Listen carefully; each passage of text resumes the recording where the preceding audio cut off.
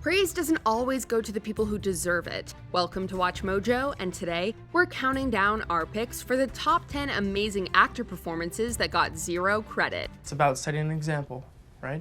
I'm not from around here, sir. I can't be an example. For this list, we'll be looking at performances by recognizable stars that failed to generate the attention they deserved. In order to be eligible for consideration, the films in question need to have been released theatrically or on a major streaming service. To clarify, we're not saying that any of these performances went completely unacknowledged, just that any awards recognition or praise that they did receive felt insignificant relative to the sheer power of the acting on display. What about children? I have 3 in the bag. All redheads. Number 10, Toni Collette, Hereditary. There's not much mystery to this one. Horror films rarely, if ever, get the love they deserve from the Academy or the Golden Globes. And there is nothing I can say and nothing I can do. Because it happened. Just ask Florence Pugh, whose raw performance in Midsommar went largely overlooked. Before his collaboration with Pugh, filmmaker Ari Aster worked with Toni Collette for the critically acclaimed 2018 film Hereditary. There's a body. Yeah, I mean, I think it's my mother, I think, but I can't tell because the skin's all black and she's all distended, but the head is gone. Will you please? I just need you to go and see upstairs. In it, she plays Annie Graham, a miniatures artist dealing with the death of her mother. As Annie's family falls apart, she experiences a prolonged breakdown that is visceral, violent, and haunting. And I know you miss her, and I know it was an accident, and I know you're in pain, and I wish I could take that away for you. I wish I could shield you from the knowledge that you did what you did, but your sister is dead. She is gone forever. Collette's performance will likely go down as one of the greatest in horror cinema, but while she earned numerous accolades from smaller organizations, the big two ignored Hereditary altogether. This video is brought to you by the new Motorola Razr. The flippable, pocketable icon is back, and this time it's 5G ready. Discover more at the link in the description. Number 9, Ryan Gosling, Drive. This reluctant heartthrob and lovable oddball is one of Hollywood's most talented, sought-after, and instantly recognizable leading men. I give you a 5-minute window. Anything happens in that 5 minutes and I'm yours. No matter what. Anything happens a minute either side of that and you're on your own. And if you look up a list of Ryan Gosling's top-rated performances and/or films, Drive is sure to appear on most of them. So where was the love following the film's release in 2011? The unnamed driver at the center of this story is admittedly quiet and reserved, which is probably why the performance largely went overlooked come awards season. So I offered your services to take Benicio and Irene home. That be okay? Yeah, sure. Be that as it may, Gosling achieves great things in the challenging role, managing to make the driver feel fully fleshed by imbuing his every look, subtle gesture, and short line of dialogue with a quiet intensity and meaning. Thanks.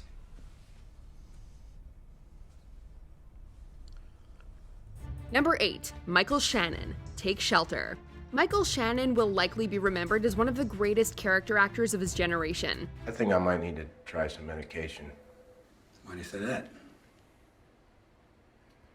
The reason I've been having trouble sleeping is these dreams I've been having. As Take Shelter proves, however, when he's given the spotlight, Shannon is every bit as compelling as a leading man. In this 2011 psychological thriller/drama, Shannon plays Curtis, a man living in rural Ohio who begins having visions of an impending apocalypse. As his lifestyle and choices become increasingly guided by these dark premonitions, those around him begin to question his sanity. God damn it! You think I'm crazy? Huh? Is that what he told you? It's a captivating, though not always easy to watch performance by Shannon, with many calling it his career best up until that point. The film distinguished itself at Cannes and the Zurich Film Festival, but every organization and award show of note failed to recognize Shannon's performance. Yeah, I don't know my mother's symptoms. I was just 10. My brother was 17.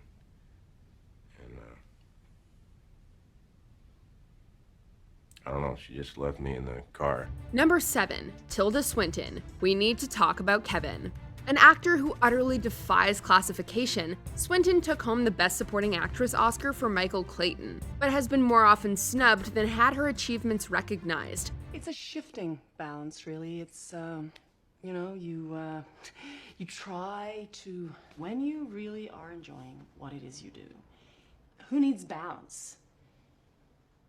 There's your balance. The fact that her leading performance in Julia went largely ignored is downright criminal. One could argue, however, that her performance in We Need to Talk About Kevin was even more award-worthy. In the film, Swinton plays Eva Kachadorian, the mother of an extremely disturbed boy. Mommy was happy before little Kevin came along. You know that? Now Mommy wakes up every morning and wishes she was in France. It's a performance that sees her conveying impossibly complex emotions. Swinton did get a nod from the Golden Globes, but the Academy inexplicably ignored the film. I want you to tell me why. Likely due to its challenging subject matter, the movie received only a limited release. Number 6, Julie Delpy and Ethan Hawke, Before Midnight. The third installment in Richard Linklater's Before trilogy continues the story 9 years after the previous film. No, okay, I think you would remember if I did. It's the story, you know, when I was a little girl. I had this cat named Cleopatra, and every spring she would jump the fence and get pregnant.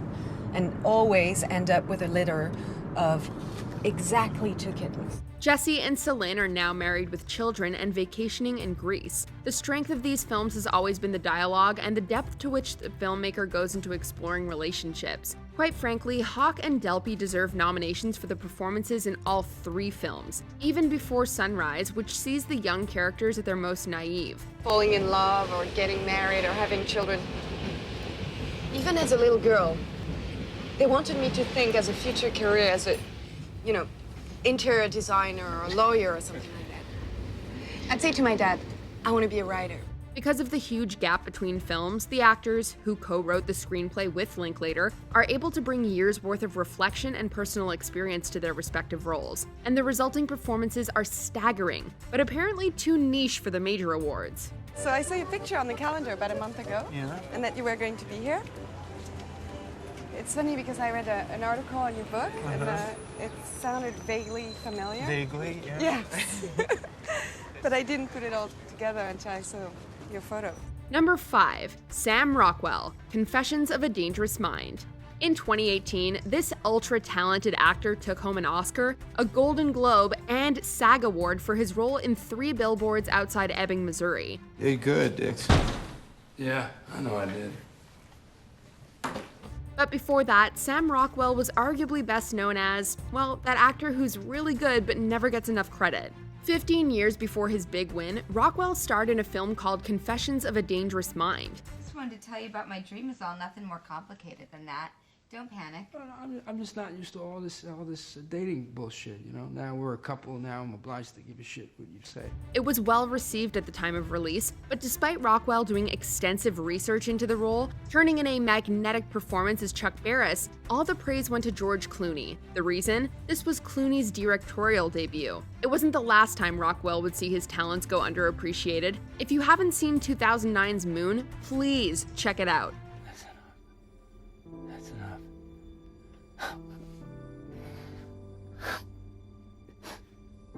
I want to go home.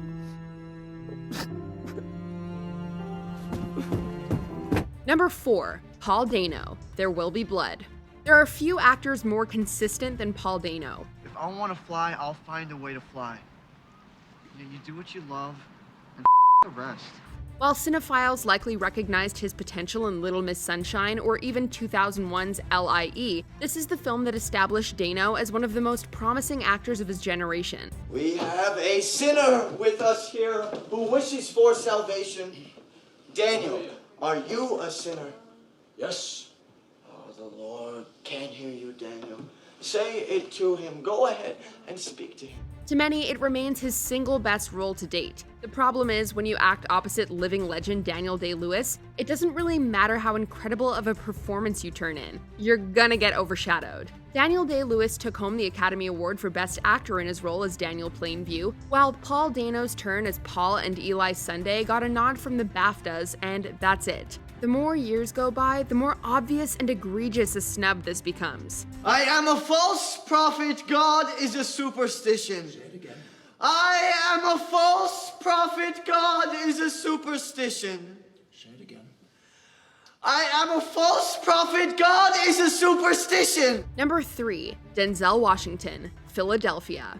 With less screen time to work with, the supporting actors who get recognized come award season can sometimes feel like a roll of the dice. How many lawyers you go to before you call me? 9. Continue. This is something that Denzel Washington, who almost exclusively plays leading roles, knows all too well. In 1993's Philadelphia, Washington played Joe Miller, the initially hesitant and prejudiced lawyer who defends Tom Hanks' Andrew Beckett in an AIDS discrimination case. Satisfied. Mr. Laird, when I approached you about being a witness at this trial, you gave sworn testimony in a deposition, is that correct? Tom Hanks went on to win Best Actor at the Academy Awards, while Washington had to settle for a shared MTV Movie Award nomination for Best On-Screen Duo. Watching the film, however, Washington's performance feels every bit as powerful as that of Hanks, who, interestingly enough, credits watching Denzel works as the greatest lesson of his acting career. Mr. Wheeler, you are magnificent.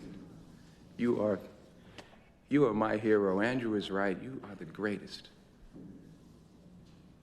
Are you gay? Number 2, Naomi Watts, Mulholland Drive. If you ask a film historian to identify the movie that put Naomi Watts on the map, they'll invariably respond with David Lynch's Mulholland Drive. She's letting me stay here while she's working on a movie that's being made in Canada, but I guess you already know that. Well, I couldn't afford a place like this in a million years. Unless, of course, I'm discovered and become a movie star. And yet, the various awards and nominations she received for the film came from smaller and local organizations like Online Film Critics Society and the Outfest Awards. But after many powerful performances and memorable roles, Watts' performance as Betty Elms and Diane Selwyn remains arguably her most remarkable to date. You've come back.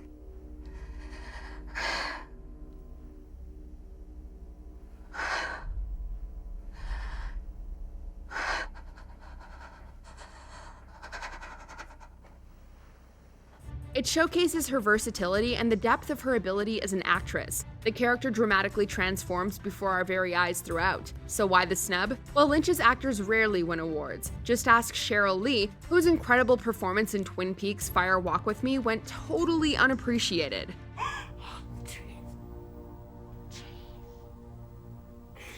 You have to write a diary, Harold. You made me write it all down. He doesn't know about you. You'll be safe. Before we unveil the greatest snub of all time, here are a few honorable mentions. Rebecca Hall, Christine. A career-defining performance to date, so why did it generate so little conversation? Anything else while you wait? Nope, no. Long day. I guess I've been stood up. Yeah, it's rough. I'll just, take the check there. Andy Serkis, Planet of the Apes trilogy. The fact that this mocap performance didn't even get an Academy nod is criminal. Caesar is home. Ben Foster, 3:10 to Yuma. A supporting role, sure, but arguably the film's most powerful performance. Open the door, let me out of here, goddammit! Where did they take him? I don't know! Mister, you better tell me where they took him, or you will burn. Hugh Jackman, Prisoners. The Wolverine actor shows the full depth of his skill as a father pushed too far. I think we're done.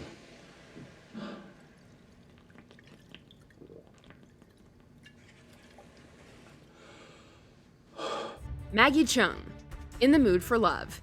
A powerhouse performance that got no love outside of festivals and award shows. 無謂嘥埋晒啲咁嘅錢啦。其實主要都係你自己寫啫，你唔使預我噶啦。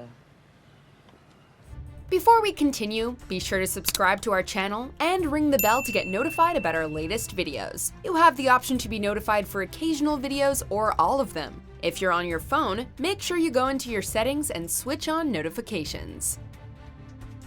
Number 1. Amy Adams, Arrival.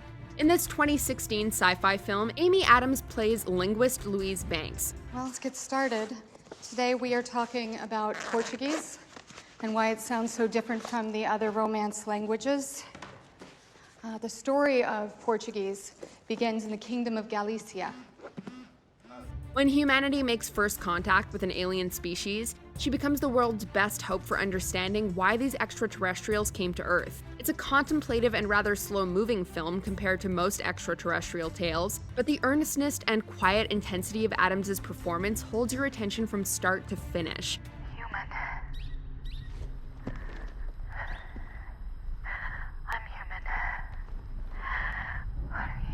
There are a few especially powerful, emotionally driven moments throughout the film, and Adams delivers them like a punch in the gut to the audience. Arrival did receive numerous accolades, but despite Adams carrying the film, the Oscars totally snubbed her. Oh well, it's not the first time Adams has been overlooked. Lighthearted though Enchanted might be, her performance as Giselle similarly deserved greater recognition. Giselle! Edward!